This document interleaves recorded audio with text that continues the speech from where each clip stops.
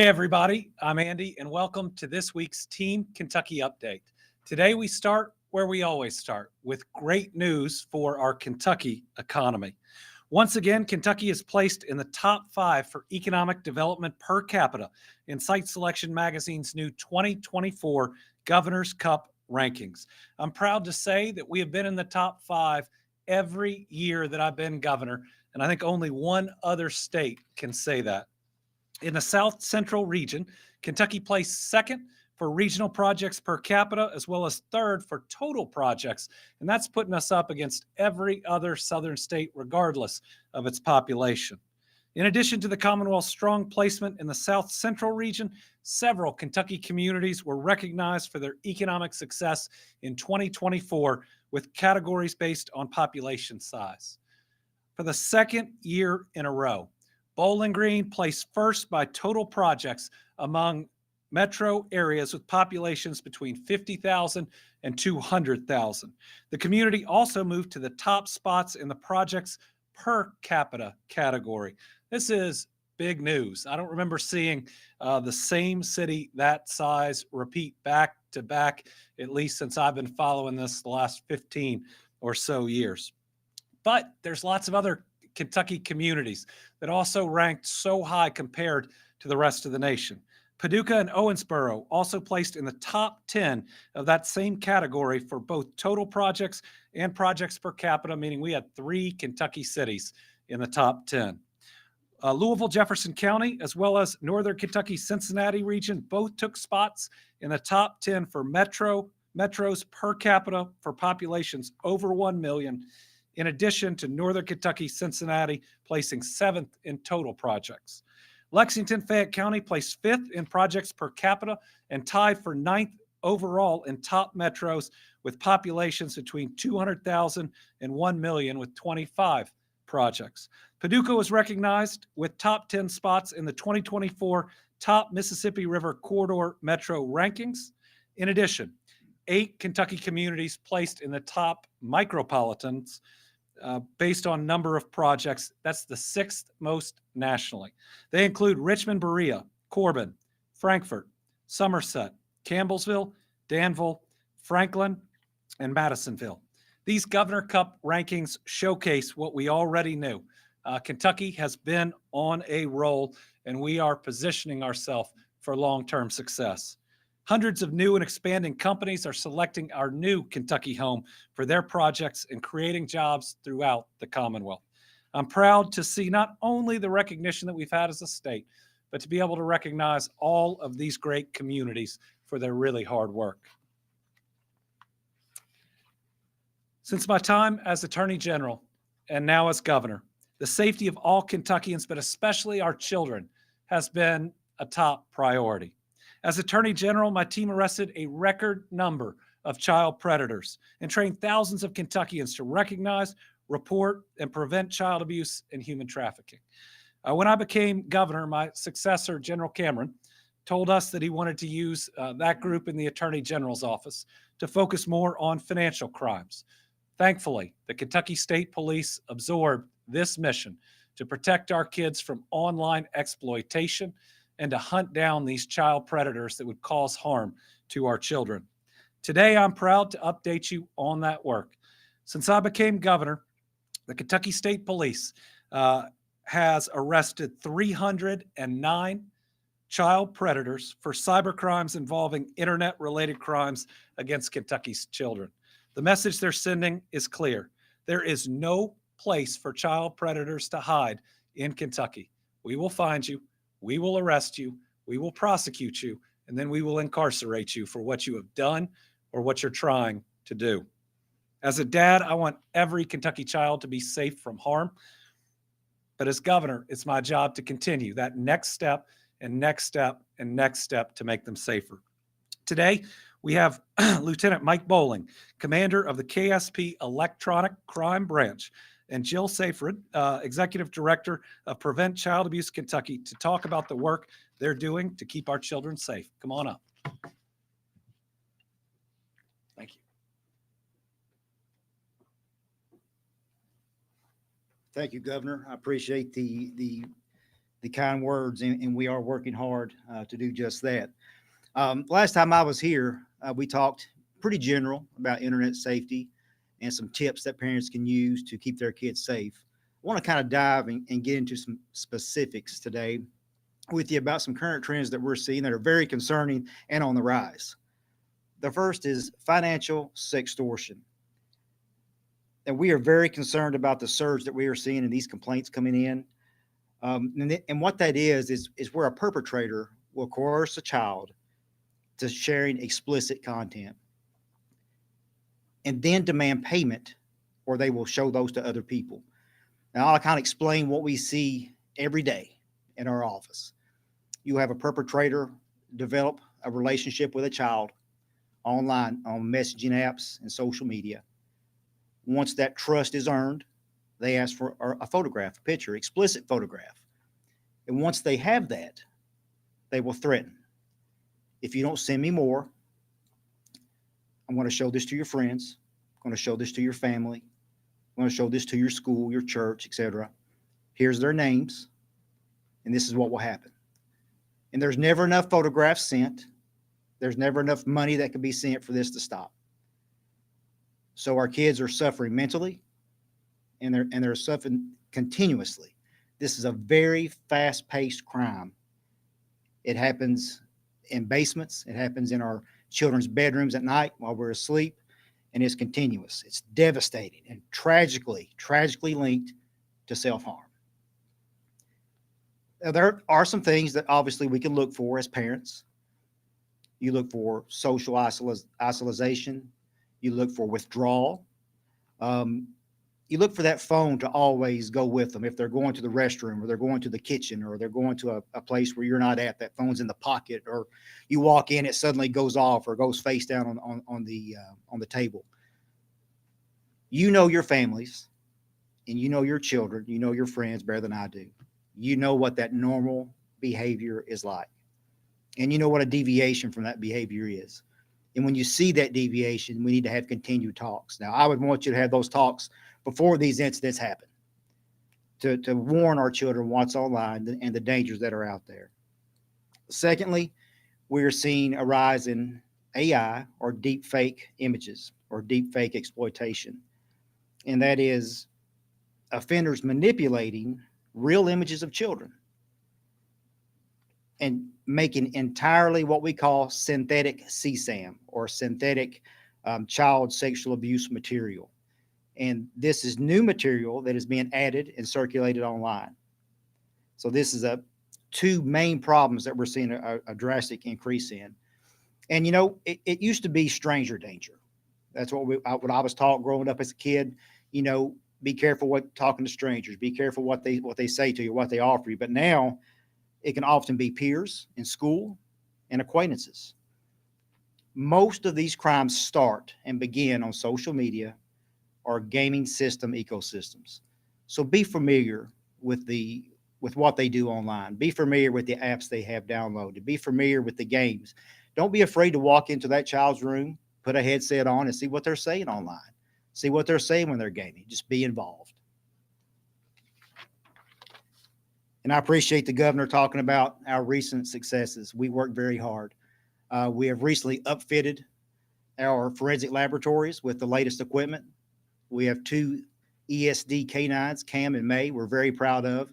And I love to take them on presentations because it doesn't matter what I say. If you got Cam or May with you, everything is fine. Community outreach. And this is very important. Getting into our schools, our parent organizations. We have done virtual presentations, podcasts. We teach at our KSB Training Academy and also at the Department of Criminal Justice Training, getting the word out to investigators what to look for, how to be prepared, how to work these investigations when they're called. And lastly, our partnerships, especially with Prevent Child Abuse Kentucky. We've got Jill over here, and I don't want to take any of your line items, but what a blessing they have been to the Internet Crimes Against Children Task Force. And speaking of the task force, our federal, state, and local partners that work on that task force, that work tirelessly 24/7, 365 to protect our kids. In closing, I just want to stress that Our fight against internet crime isn't just for investigators. It's a team effort, and our community is a vital partner in that. Every parent that spots a warning sign, every teen that reports a threat, and every neighbor who spreads the word of awareness brings us closer to stopping these predators. Together, we're not just reacting, we're preventing harm and protecting our kids, and that itself can be a deterrent. But I thank you so much for your time. Let's keep working hand in hand together to keep our community safe, both online and off. Thank you.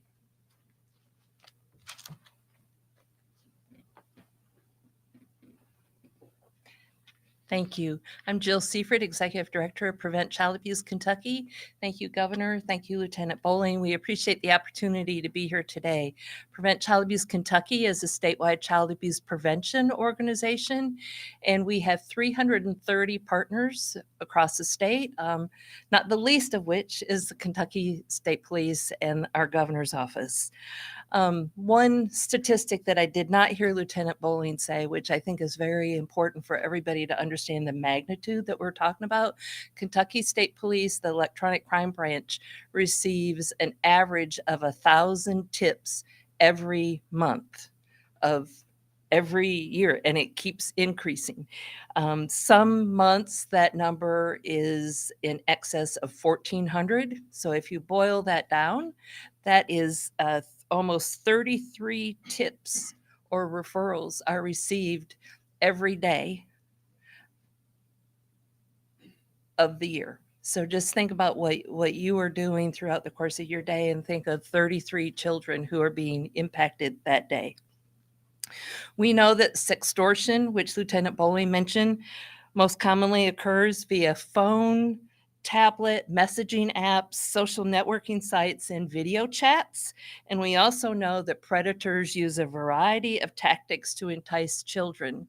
One of the partners that Lieutenant Bowling I know works with is the National Center for Missing and Exploited Children. And according to them, 78% of the time, sextortion happens with the goal of acquiring increasingly more explicit sexual content of the child, which goes to what Lieutenant Bowling was mentioning. To that end, we are proud that we have worked with the Kentucky State Police to develop some educational and awareness resources, one of which is our Internet Safety Coloring Book featuring Cam and May that Lieutenant Bowling mentioned. And then we also have a series of parenting slicks, just really quick front and back tips on gaming, cyberbullying, and internet safety. We encourage you to go to our website, pcaky.org, to get both of these items. You can also call us, 225-8879, area code 859, and we are happy to ship these materials for free to you. In closing, we want to again thank the governor for his devotion and attention to this matter, and the Kentucky State Police for our partnership. And we have a lot more work to be done, and we are counting on Kentuckians to help us. Thank you.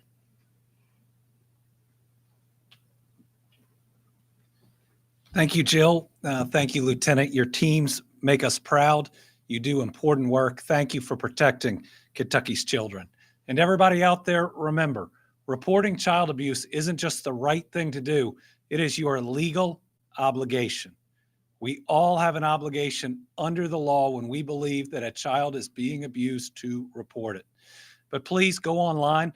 Make sure you get Prevent Child Abuse Kentucky's materials so that you can better protect your family. Remember, the best thing is prevention, is making sure a child never goes through that trauma at all. Next up, also in the area of public safety, today we're awarding over $2.1 million in federal grant funding to 7 agencies across the Commonwealth in support of projects and programming that will increase public safety. The funding is being awarded through the Bipartisan Safer Communities Act of 2022. The 7 agencies are the Kentucky Administrative Office of the Courts, Fayette County Public Schools, Lexington-Fayette County Urban Government, Maryhurst, a nonprofit in Louisville, Mountain Comprehensive Care Center, 7 County Services, and the University of Kentucky Research Foundation. These agencies will use this critical funding to increase public safety and help keep children and families safe, and so that they feel safe in their communities.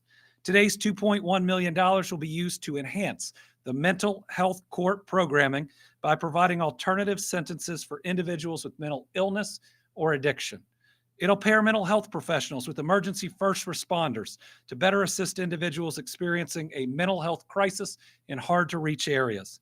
It will help our school staff respond to students in crisis and ensure they have access to mental health treatment and resources within the school system. It'll help ensure school resource officers are available at extracurricular activities to keep our kids safe. This money will also help families who have experienced violence, suicide, and many forms of trauma get counseling that they need and that will help. And it'll help launch 2 pilot programs at the University of Kentucky aimed at preventing suicide in patients ages 10 to 24 and our veterans by offering no-cost therapy services, safety planning, targeted assessments, and prevention initiatives. We have a video today from the University of Kentucky Research Foundation on these 2 pilot programs. In the last year, we had 70 adolescents present to our emergency department having attempted suicide. When we looked back at these patients' charts, we found that 2/3 of them had been seen in our pediatric clinics within 90 days prior to their suicide attempt. And so we really have a critical opportunity to identify and support these kids in our pediatric clinics. The funding that we received through the Skip Burn program will enable us to start what's called a care team. The care team will be able to facilitate pediatric clinics and screening for suicidal thoughts. They'll be able to respond immediately and make sure that teens receive the appropriate level of care. And then they will also be able to provide ongoing treatment for suicidal thoughts for kids who are struggling to access some of the very busy therapy services in our region. So we're immensely grateful for this opportunity and, for what these funds will allow us to do for Kentucky adolescents. Together, we're doing some of the most important work in our Commonwealth's communities. And together, we'll never stop fighting for our loved ones, our neighbors, and our friends who need access to treatment and resources to live fulfilling lives. This grant funding is a step in continuing that fight. Thank you to the 7 organizations who applied for and are receiving this funding. You earned it. You earned it because you are making a difference, and I'm proud to be your partner in this effort. All right, on a slightly lighter note, today we're announcing our latest winner of the new Kentucky Home giveaway. If you remember, folks can win a free 2-night stay at a Kentucky state park just by loving their Commonwealth and sharing positive photos on social media using the hashtag #NewKentuckyHome. Our goal is to reintroduce our new Kentucky home to the world, to increase economic investment, to attract and retain talent, and to increase tourism across Kentucky. And we want Kentuckians across the state to help us by sharing the parts of this Commonwealth that they love the most and posting positive images on social media. Together, we'll be saying, we love Kentucky, and so will you. Come be a part of our new Kentucky home. Today's winner is Erica Bivens, who took a picture while shopping local at the Persnickety Pig in Cadiz, Kentucky. Erica, thank you for not only promoting our new Kentucky home, but also for supporting our small businesses. And congratulations on winning a free 2-night stay at one of our 44 Kentucky state parks. Our team will reach out and message you, but thanks for loving your state and thanks for promoting it to the entire world. We'll continue to draw one winner a month through April. This next month, so you have one more chance to win. So make sure to share your photos and the hashtag for your opportunity. Let's keep showing the world what we love about our new Kentucky home and realize that we can all be a part of a bright future here in Kentucky. Now, I want to turn it over to Dr. Stack, who has an update for us today on our healthy Kentucky home.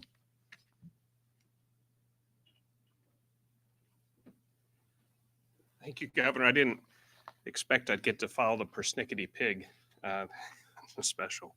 So good afternoon, Team Kentucky. This month is our journey to a healthier Kentucky, promoting clear and attainable goals to achieve better health and wellness by eating at least 2 servings of fruits or vegetables every day, by exercising at least 3 times per week, and by engaging with others to stay socially connected. This month, our special focus is on cancer prevention. According to the Centers for Disease Control, 29,000 new cancer cases were reported in Kentucky in 2021. Of those, 52% were in men, and 52% were in men, and 48% affected women. Unfortunately, you can't control all of your cancer risks, such as your genetic makeup, age, family history, but you can, by incorporating moderate lifestyle changes into your daily routine, reduce your risk of developing cancer and add healthy years to your life. One way you can significantly reduce your risk of developing cancer is by maintaining a healthy weight. In fact, being overweight has been linked to 13 different types of cancer, which make up 40% of all cancers diagnosed each year in the United States. A healthy diet can help reduce your weight and lower your risk of cancer. A healthy eating pattern includes foods such as lean proteins, fresh fruits and vegetables, whole grains, and other foods high in fiber. Incorporate these into your daily meals and routine as a consistent preventive practice. Along with diet, regular physical activity is essential to cancer prevention. Physical activity can reduce inflammation, improve immune system function, and help regulate hormones to lower your risk of cancer. Consistently including 30 minutes of moderate exercise at least 3 times a week is a great way to decrease your risk. It's also important to remember to stay connected with others. Being socially connected helps protect against serious illnesses and diseases. Social connection also provides emotional encouragement, a sense of accountability, and practical assistance with cancer prevention efforts, all of which can have a positive impact on health and wellness. It's important to remember that cancer doesn't wait, so neither should you. Cancer screening is an essential part of cancer prevention. Getting routine cancer screenings improves your odds of finding several types of cancer, such as breast, cervical, colon, and lung cancers, before you have symptoms and when treatment is most likely to work best. Talk with your healthcare provider today to see what cancer screenings may be right for you. I also encourage you to sit down with your family to discuss your family health history. Sometimes the conversations we avoid with our loved ones are some of the most important ones to have. Understanding your family's health history is essential to your health and wellness and is essential to cancer prevention. If you have a family history of certain cancers, you may be at elevated risk for developing those types of cancers. So it's important to share this information with one another and with your healthcare provider. To learn more about cancer prevention or about healthy habits you can incorporate into your daily routine, be sure to visit the Our Healthy Kentucky Home website at ourhealthykyhome.ky.gov as we work together to ensure that every Kentuckian achieves better health and their full potential. Governor? Well, thank you to Dr. Stack, and I'll see him again a little later this afternoon as we recognize the 5th anniversary of our first case of COVID here in the Commonwealth. But let me just echo the importance of getting your screenings. I have a history of cancer in my family. It's a type of cancer that is likely to afflict me at some point in my life, and I've therefore been getting screenings really about 10 years before other people do. It's so important, and ultimately will, if needed, let me know about it in enough time to where I'll be all right, and I can spend those great years watching my kids grow up and raise their own families. But we lose so many people who don't come in and get the screenings. We just recently talked about colorectal cancer and the fact that now at 45, you need to start getting that colonoscopy. Listen, nobody likes to think about that or do that, but as my parents always said, it's a lot better than dying. And so make sure that you're getting that. And if all Kentuckians are out there making sure that they get their screenings, then we're going to make a lot of happy memories as a Commonwealth, and you're going to be able to make more memories with your family. So please talk to your doctor that hopefully you're getting your physical every year. Learn about anything that runs in your family, and get each and every one of the cancer screenings that they recommend for you. Okay, we now have an update on our response to the recent flooding in Eastern Kentucky. Our fatalities still stand at 24, but remember, those families are hurting just as much today as they were yesterday. And so if you know them, reach out, offer to help. And if you don't know them, pray for them and find different ways you can be helpful for those families. Our expedited major disaster declaration now includes 14 counties. 3 more have been added. The counties will receive public and individual assistance, meaning the county is going to get help as well as individuals that can show the harm. These counties are on your screen. We've also received public assistance for 10 more counties. These are just counties getting public assistance, but haven't qualified for individual assistance. These are the counties, again, on the screen here: Ballard, Barron, Butler, Greene, Hart, Marshall, Metcalf, Rockcastle, Spencer, and Wayne. So the damage that was done, especially to county, city, and in fact, state infrastructure, there's going to be help from the federal government. We now have 8 disaster recovery centers open, with 2 more opening this afternoon. These are centers where if you are filing a FEMA claim, you should go and talk to the FEMA representatives. If you've had a claim denied, go to the disaster recovery centers and talk to the individuals that are there. There's also other federal and other state agencies that are there to help. As you can see, they are across the Commonwealth, and these 2 disaster recovery centers are opening for the first time today in Breathitt and in Clay counties. In addition to that, we currently have 1 business recovery center that's at the Hazard Community and Technical College. Now, this information is subject to change, and we'll be updating the website as it does. That website is governor.ky.gov/flood-resources. You can go to that and find all the locations of disaster recovery centers and other important locations that you may need. An update on roads and bridges: we're down to only 22 state highways that are closed. 14 of those are still for flooding, and 8 are due to rock slides and mudslides.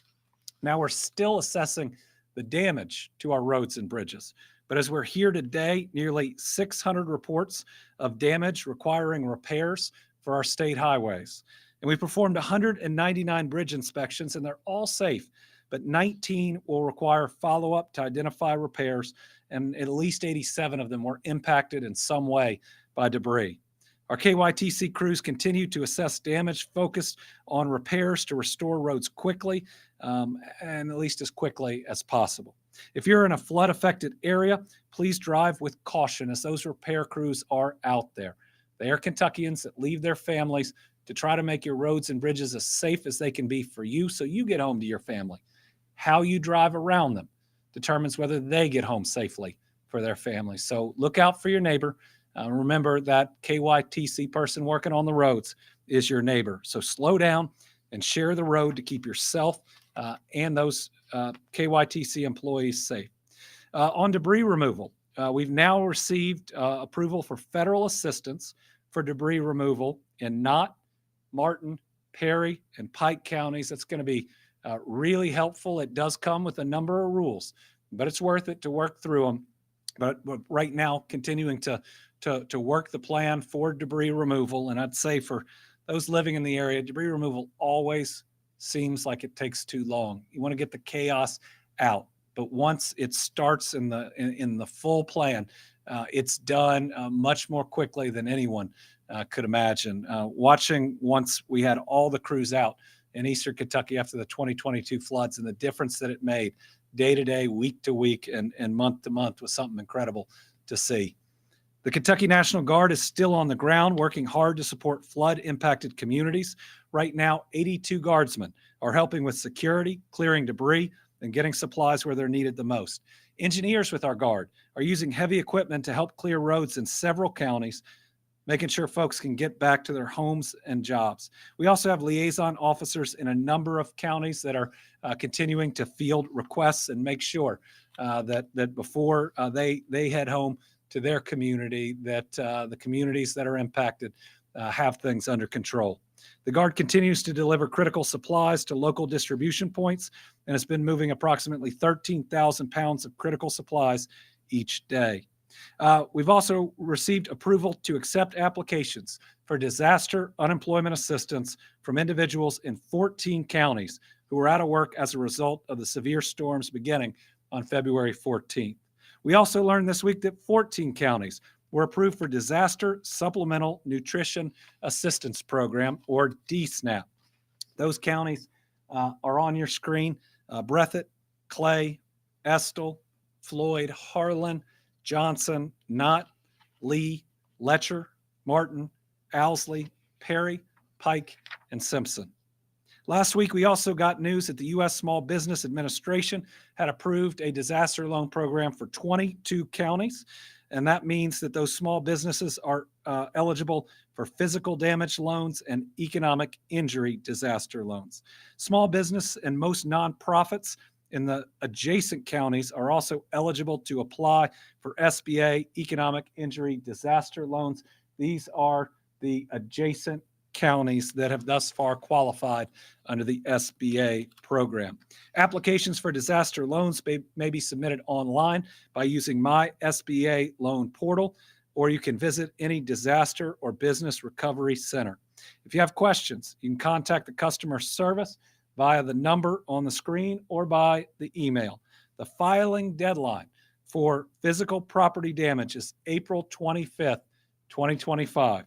The deadline for economic injury is November 24th, 2025. So again, the SBA folks are in the disaster recovery centers. You can go in, you can look at a FEMA person in the eye and talk about the damage to your home. You could look at an SBA representative in the eye and talk about damage to your business. Make sure that you get out there, you go into these centers. We've seen that people end up getting a better response, and I think a more fair award when they actually go and visit one of these disaster recovery centers. Our state parks are currently sheltering 257 people at 5 state parks, occupying 103 rooms.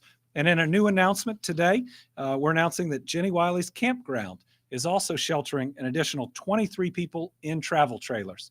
So we have initiated the travel trailer program, and right now it's housing the first 15 adults and 8 children. This is the type of intermediate housing for folks that aren't going to have a livable place to go back to in the near future. It's something that we first started after the tornadoes. We were able to do better after the 2022 flooding. This is a really important piece that you don't see some states rolling out.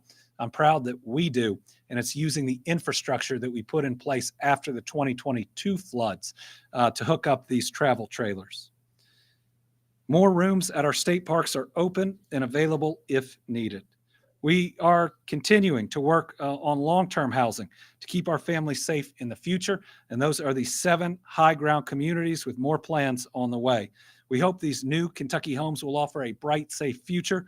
People should go to housingcan'twait.org. That's how flood survivors can submit an assessment, and then a FAHI rep will call you to talk through whether you might be eligible. So for some of these areas, you may be eligible to look at one of these homes that we'll be building if you were a victim of the 2021, 2022, or now 2025 flooding, some of which all hit the same areas. State funds, we continue to work with the state legislature to set up a pool of funding to help with long-term recovery efforts similar to the SAFE funds. Again, those discussions have only been positive and seem to be progressing. Earlier this week, Brittany and I also got to meet a number of our incredible swift water rescue teams. Brittany visited first responders from Northern Kentucky and Eastern Kentucky on Friday, and I got to meet teams from Louisville and Western Kentucky at the U of L basketball game on Saturday. The Cards won that night in front of their largest home crowd of the season. And let me tell you, when these first responders walked out onto the court, you could feel the love of our people in Kentucky. It was as loud as I have ever heard that arena or any arena really special with so many Kentuckians showing their gratitude towards these heroes. And let me tell you, they are heroes. In total, our Swiftwater teams rescued more than 1,000 Kentuckians in the first 24 hours of this flooding. These brave men and women traveled far from home for days on end, put in sleepless nights, and kept working so they could save the next person that needed them. Because of the sacrifices they made, so many Kentuckians got to be reunited with their families. As we recover from yet another disaster, it's easy to feel frustrated. It's easy to ask and wonder why. And while the why is tough about why Kentucky just keeps getting hit over and over, we see God in the response each and every time. These incredible heroes, in many ways, the hands and feet, were out there showing their values, their faith, how much they care about their fellow Kentuckians. So to all of them, we are grateful. All of Kentucky is grateful. And to everyone who suffered harm in this flood, we're going to be there for you, just like we've been there for everyone impacted by one of these disasters. And we'll be there until we get the job done, until your home and your life are rebuilt. All right, next, talking about Disabilities Awareness Day. As a person of faith, I believe that every child is a child of God, deserving of the same opportunities and a chance to live a meaningful, full life. Working towards that goal has always been a priority. That's why we relaunched Connect, which now has the most people getting their health insurance through it since the relaunch. It's why I signed an executive order to promote employment for people with disabilities through the Employment First Council. And it's why we're working to support organizations that provide accessible housing. Just last week in Henderson, I joined in breaking ground on Elevate Estates, which will provide housing for 64 Kentuckians with disabilities. This facility will also help folks with essential services like counseling, work skills training, education, and more. These are intentional steps that not only help us do better on the macro as a state, they help individuals live fuller lives. And this week, we took another step. I was proud today to sign a proclamation declaring next Tuesday, March 11th, as Disabilities Awareness Day in the Commonwealth. Let's take time to recognize the 847,000 Kentuckians living with disabilities and commit ourselves to continue to working to build an accessible and inclusive Kentucky for all of our people. I got to sign that proclamation today next to Juliet, who I've known her entire life. Her dad, Mark, and I were working at the same law firm. I remember the day she was born, and watching her journey to live a full, independent life has taught me so much. It's taught me why we make these investments, has taught me the dignity in every person. And I'm really grateful for her impact and Mark's guidance throughout my life. Next, I want to remind Kentuckians about some exciting events we have coming up this month and in April. First, this upcoming Tuesday, March 11th, we have the 57th Annual Governor's Prayer Breakfast. The breakfast will take place at 7:30 a.m. at the William Exum Center at Kentucky State University here in Frankfort. Doors open at 7 a.m. This annual celebration recognizes Kentuckians living their faith through service to others. We'll get to hear some beautiful music from the Franklin County High School choristers. They were supposed to come that year that COVID hit 5 years ago. We're glad that they're finally coming back and able to have this opportunity. And our big feature this year will be a conversation with former University of Kentucky Wildcat and current New York Giants wide receiver Wandale Robinson, who is, of course, from right here in Frankfort. If your church, club, organization would like to attend as a group, it's easy to reserve a table by going online and filling out the form at governor.ky.gov/prayer breakfast. But of course, you're welcome to come yourself, and individual tickets are available at the door. It's going to be an incredible morning, and I hope to see you there. Then next Sunday, April 13th, we have our annual Easter egg hunt. This is one of my favorite events. We're inviting everyone to celebrate Easter at the South Lawn of the Capitol. That's the outdoor space between the Capitol and the Annex. It's free. and it's open to all. We're asking everyone to arrive about 2 p.m. And just like previous years, we'll have family fun activities, including an Easter egg hunt. And you want to make sure that you're there before that starts, because we have these huge lines of about 100 kids that line up at the field that all the eggs are in. And I'm supposed to blow a whistle, except we were playing a song the first year that had a whistle in it. And immediately all the kids flooded the area. It's just this joyful, incredible thing to see and to be a part of. We will have crafts for kids, food trucks, and yes, an appearance by the Easter Bunny. Everybody loved the Easter Bunny the first year except Winnie. It did scare her a decent amount. So Brittany, Winnie, and I look forward to this event every year. We love to see the excitement on the kids' face, and we hope to see y'all there. Finally, on Saturday, April 26th, we'll have our Team Kentucky Derby kickoff with Common Fest. This event is our way of starting the Derby Week festivities in Frankfort. It takes place on the south lawn of the Capitol from noon to 5. We have live music, vendors, food trucks, breweries, wineries, and craft distillers, artists, a farmer's market, games, activities, balloon artists, and so much more. I just realized that Rachel's helping us out, and I went through that really fast. So my apologies to Rachel. There are many unique things that make Kentucky such an incredible place, and it will be on display on Saturday, April 26th. We hope to see everyone there. And finally, our Team Kentucky All-Stars. So later this afternoon here at the Capitol, we'll be marking the 5th anniversary of the day we had our first COVID case reported in the Commonwealth. That was March 6th, 2020. I was only months into my term, and while I came into this thinking I might know more about this job than many who'd stepped into it, watching my dad do it for 8 years, I had no idea that starting that day, it'd be one of the toughest things that any of us as Kentuckians have ever lived through. I could not have known the level of death, disruption, and sadness that we'd all have to bear. One legacy of that time is the heartbreaking loss. And it's simply wrong to ever lose sight of the fact that this evil virus has caused the deaths of more than 1.2 million Americans and more than 20,400 of our Kentucky neighbors. But while we were going through the darkest of times, we also saw the brightest of lights. Our healthcare heroes, doctors, nurses, everybody who worked at our hospitals and clinics showing up and showing a level of courage that most of us didn't even think was possible. These incredible professionals, including our own Dr. Stephen Stack, saved thousands of lives. They safeguarded the Commonwealth schools and businesses from the worst outcomes.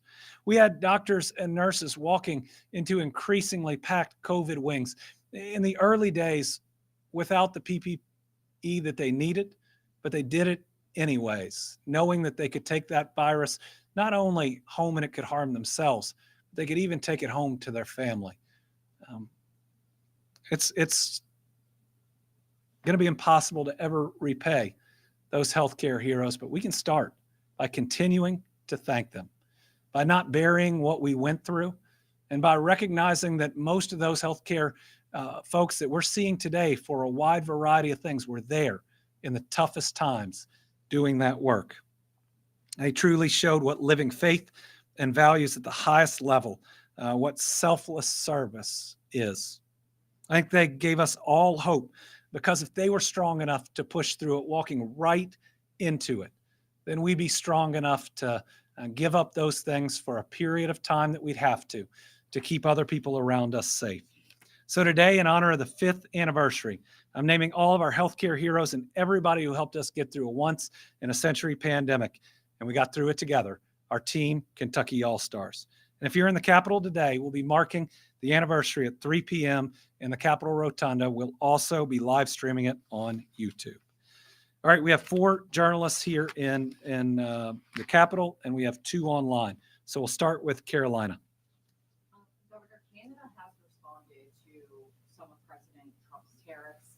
Some Canadian provinces are simply removing American liquor. Those in bourbon, understandably, are a bit shaky, a bit nervous about what could potentially come.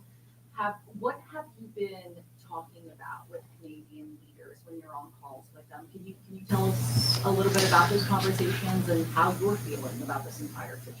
And we now have enough data to show that President Trump's tariffs are harming the American economy, and they're certainly going to harm Kentucky's economy.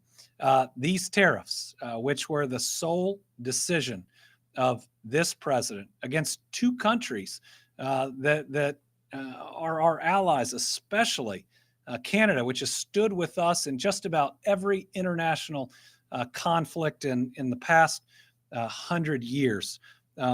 President Trump started this trade war, and we all knew that if he did, other countries would have to respond and stand up for themselves. What they're going to do is raise prices on the American people. A president who is elected to lower prices is actively taking steps that are raising prices. A tariff on Canada is going to raise the price of gas, and it's going to raise the price of meat in our grocery stores. The amount that it raises, that's the Trump tax, because he's the individual who put those tariffs on that we, the American people, are going to pay. The amount that it's going to increase costs of automobiles, while supposedly there's a pause in tariffs on some of our big companies, I don't know that it applies to all the suppliers. Martin Ray in Hopkinsville is a Canadian company. The parts come from Canada to Kentucky to Mexico and back again. Think about the costs that occur there. Now, these tariffs are a bad idea, and it's not just me that's saying it. Mitch McConnell's saying it. Rand Paul has said it. And so when you have the two Republican senators and the Democratic governor all saying something's a bad idea, it's because it's a bad idea. My conversations with Canadian leaders are about the fact that I want them to consider their tariffs to be designed in places and areas where people aren't speaking up. We are. Kentucky's two senators and its governor, me, are speaking out against this move, trying to tell President Trump it is the wrong step to take. And let me just tell you, it's not just the imposition of tariffs. It's this month to month, I may do it to you at any moment. You can't create stability. And what we're going to see are companies not expanding, not adding new jobs. We actually saw what happened with jobs, in this latest report with companies worried about the uncertainty, actually laying people off. Listen, we had a surging economy, and President Trump is threatening to screw it up through these tariffs that are only going to hurt our people. McKenna. Thank you, Governor. Later today, the Senate may vote on a resolution from Senator Webb for the Disaster Prevention and Resiliency Task Force to review possible policies for future natural disasters. If this passes, what are some areas you hope the task force will? So I haven't seen the bill. Let me first say that I believe Kentucky Emergency Management in all our counties do an incredible job. And every natural disaster, and we've had 13 since I've become governor, 13 federally declared disasters. They learn something new and they add it to the next disaster. You look at our travel trailer program and how that has improved and evolved. I talked about that earlier. You look at now the pre-positioning of those swift boat teams that we talked about. The reason we saved 1,000 people is because we take Louisville's team and move it to a place in the state that was more likely to flood. And the fact that these teams answer that call and they go wherever they're asked and they are ready as the waters rise. Certainly, I've made a request to the General Assembly to consider building out areas that we can have our travel trailer program in all parts of the state. So it took us 2 months after the tornadoes, took us 2 weeks after the 2022 flooding. If we got hit by something that regionally devastating, I only want to take 2 days in the future. And what we know is it takes about $500,000 to go into, say, a campground or another place, because people are going to live in these travel trailers for a year. And so you got to make sure it's got the connection on the gas and on the water. I mean, you have to have an electrician come out. This is like moving in to a small home. So that's one thing that I hope that they would look at. And if we're going to create a task force, I think very quickly it's going to see that capping the amount we're allowed to spend to respond to natural disasters is malpractice when it comes to how you need to respond to natural disasters. And the only thing that does is hurt our people. at their most difficult time. But if if there's a task force that wants to learn more and become engaged, listen, we're open to it. I'll read the legislation, but there are pieces that we can do. And if this task force would push that, especially moving into a budget session, that could be a good thing. Austin Schick? Yes, sir. Okay. I pronounced the last name correctly? Yes. Great. Right. So you mentioned speaking with the legislative branch about, maybe, expanding the funds for this last disaster we had in February. Do you expect them to get that done this session, or do you expect to call a special session? I expect the legislature should be able to move through and create a safe fund in this session. The only comments I hear is we don't know the full extent of the damage. We won't know it during this session. We won't know it at the time we would call a special session, because we are still dealing with the levels of damage from especially 2022. That's just the way it goes with these widespread disasters we've been hit by. But if it's not done in this session, counties will have to pay out significant amounts of money, waiting reimbursement that could be years later, that is just too costly to then do everything else that a county needs to do, which would set back progress. I think about Pike County and the enormous expenses that it's going to have. The safe fund is important to help fill those gaps, to make sure that that county isn't penalized for getting hit by a natural disaster, which they couldn't control at all. It also provides us extra road funding. We just read out how many of those roads are going to take extra repair. We can't fit that into our normal transportation budget without stopping work that's really important throughout the state. But I have faith that it's going to get done. Again, every conversation has been really positive. Any question has been really, really productive.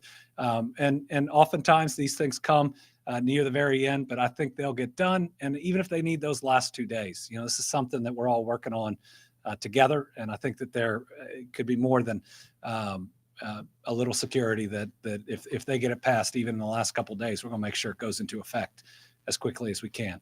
Also, the legislators from the region are champions, especially in Eastern Kentucky, for this piece. And of course, it's going to need to be broader than just Eastern Kentucky because of how widespread it is, but it's going to be able to help a lot of communities. Isaiah. Thank you, Governor. Do you support the Senate effort to create a Kentucky version of DOJ? So I've been following this bill that would create a Kentucky version of DOJ, except it can't do any of the things that the federal version does. It doesn't have the power to stop any funding, doesn't have the power to lay off any people. So I guess they're calling it that, but that doesn't seem to be what it is. Now, we always want to make sure that our groups are operating well. At the same time, I think when you look at that bill, it adds, for instance, subpoena power in that office. Well, I've heard some comments coming out of that office that have seemed pretty political.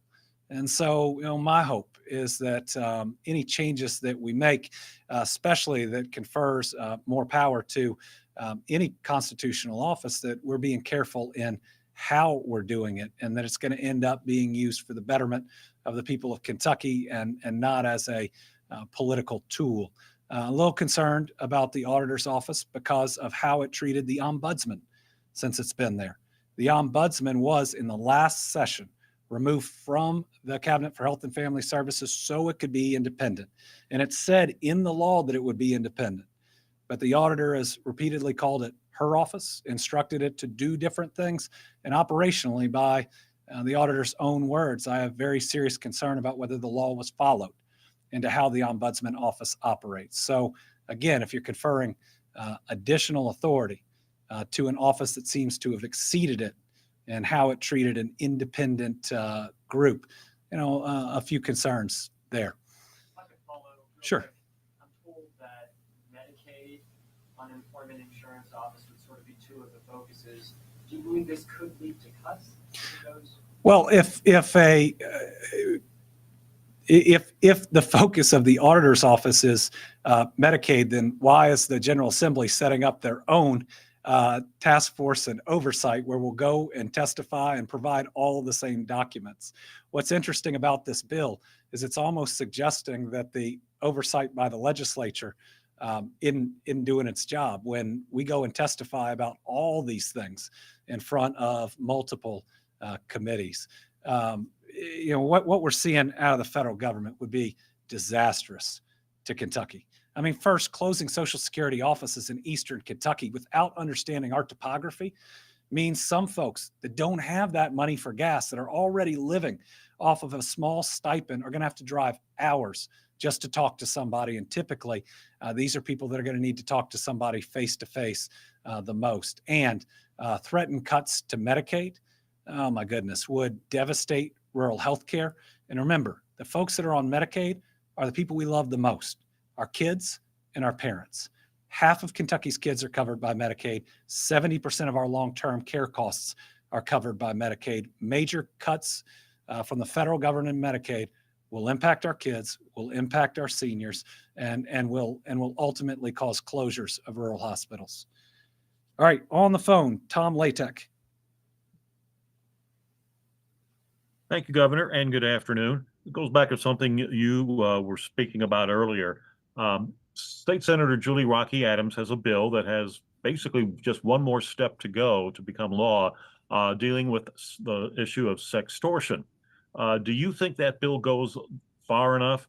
And if it passes in its current form and reaches your desk, will you sign it? Well, I always want to see a bill's final form before it gets to me, and I commit to a signature. But I think it is a positive step in the right direction that's aimed at protecting our children. And I hope that it advances, and I hope that we don't see any of the things we've seen in other instances where we have large-scale committee substitutes. But that's a bill. If it reaches my desk, I'll look forward to fully reviewing it, and any step that we can take to reduce sextortion, especially on our young people, is important. And folks, this happens. I know people that this has happened to, and it can happen to your kids. So watch what they're doing online. Know if your kids are gamers. That's one way that people can reach out. Unsupervised access to social media, especially for younger children, can be really dangerous. So listen, it's a tough world for our kids. It's even tougher if they fall victim to this. It causes significant and severe trauma. So be watching out for them and understand that, yeah, it may seem restrictive to want to see every single thing they look at on social media, but you might also be protecting and saving their life. Karen Czar, WUKY. Good afternoon, and thank you, Governor. I don't know if Dr. Stack is still available, and this is a question I actually asked you all at the 2-year mark. And with hindsight now, having the gift of hindsight, as we navigated through the pandemic, you and Dr. Stack continued to show the charts that compared St. Louis to Philadelphia, how they worked through the flu pandemic of 1918 to 20. God forbid 100 years from now, the world is facing a similar health crisis. What do you think will be said of Kentucky if they pull up our chart? So based on the forecast and the prediction, I think we certainly took steps that saved a lot of lives. I also think that God blessed us in a vaccine faster than ever before in human history that helped us come out of this pandemic. I stand by really tough actions that we had to take. We took the best actions and made the best decisions we could with the information that we had. I think in the future, it's disinformation and misinformation and how to combat it, because ultimately those that fall for it are people we care about. I remember having a moment where I was asked again, why are you asking people to do this? And why are you asking people to do that? And the answer is because we care about you and we want you to get through. And we're just trying to give the best advice with the information that we have so that the most Kentuckians could make it through. Certainly advances in science, I hope, are there for the next one and the one after that. But I also hope that in the future, we remember that fighting a virus isn't something that happens in a month. It takes time. And the unity that we started with is something that if we face another virus, we'll probably need to keep up longer than we saw it in some places here. But the final thing I think they'll say about Kentucky is that we were honest. We kept counting our deaths when other states had stopped. We kept counting our cases when other states had stopped. And we believe that's because everyone that this deadly virus took deserved to be counted, deserved to be seen and recognized. And we were going to do it right by the science, regardless of what it showed about us against states that stopped doing that reporting and didn't share that information. Dr. Stack, or did I cover it? Okay, Dr. Stack, this has been a while since I got the answer right by the science. All right, thank you all, and we'll see anybody virtually or in the rotunda at 3 to remember those 20,000 Kentuckians that aren't with us, but the thousands that sacrificed so much. Thanks.